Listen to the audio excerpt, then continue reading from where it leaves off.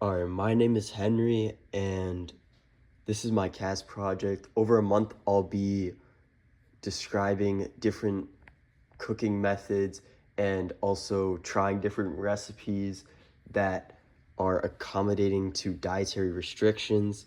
And today's video is just going to be kind of an introduction to some of the different just basic things at the supermarket that you can buy to replace certain objects. This is one of the first alternatives, which is dairy-free chocolate chips. And Enjoy Life is just one of the ones that we bought. It has a lot of allergen-free things. You can see on the packaging it says 14 allergens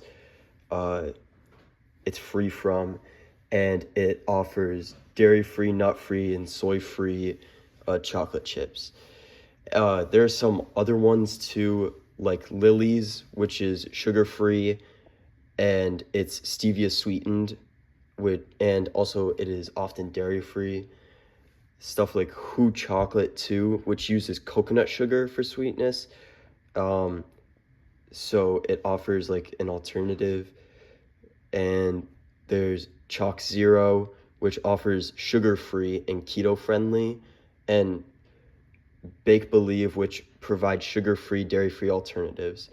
And all of these just offer different solutions to what you need to accommodate. This next section is about sugar alternatives. And the option that I bought to present today is monk fruit sweetener, which is plant-derived, has 0 calories and no blood sugar impact, and it's good for like monitoring calories, and it's good for controlling your sugar intake. This and stevia are normally the 2 plant-derived options that have the same kind of effect. But there's other options like honey, maple syrup, and agave, and they offer antioxidants and are alternatives, but they are still calorically dense. There's coconut sugar, which also is an alternative, but is still high in calories and sugar. And dates are another option, along with bananas and applesauce, which add a sweetness, but are kind of an alternative.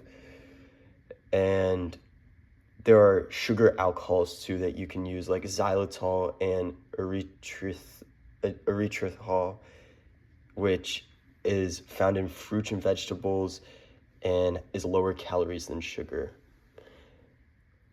The next option I'm going over is salt-free, and for this I bought Nu-Salt. It's a salt substitute, and instead of being sodium chloride, it's potassium chloride, and it is just a sodium-free alternate, which is beneficial for not raising your blood pressure, which is a downside of salt. This next item that I'll be covering is baking flour alternatives that are gluten-free, and this one is a white rice flour, which this is just a good alternative that's gluten-free. And there are other alternatives like almond flour and coconut flour and oat flour, chickpea flour, buckwheat flour, and cassava flour. And all these can usually be used as baking alternates if you are making something like cookies or a cake. This next section, I'll be talking about egg alternatives. So this option is a pre-made option that I bought at the store. It has tapioca flour, potato starch, and baking soda, but there are a lot simpler alternatives. Many fruit purees still work, like banana, applesauce, and pumpkin.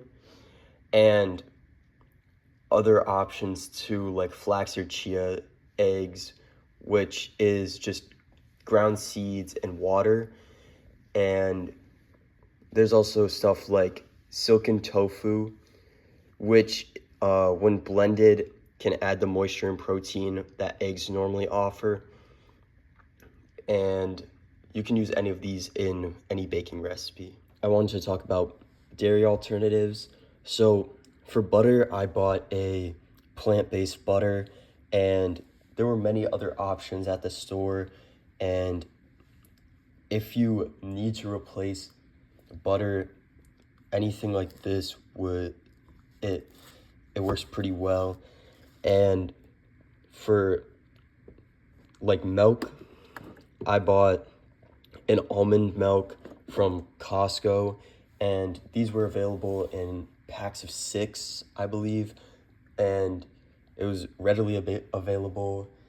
However, you can still choose your preference, like coconut milk or like soy milk, any alternatives like that. This is just one of the options. However, there are many more depending on which one you like. Finally, I just wanted to show off that at the store that I went to, there was a lot of alternative gluten-free options for mixes, and this was very available. And in this video, I've used a lot of Bob's Red Mill as examples. They offered a lot of very beneficial like options or alternatives.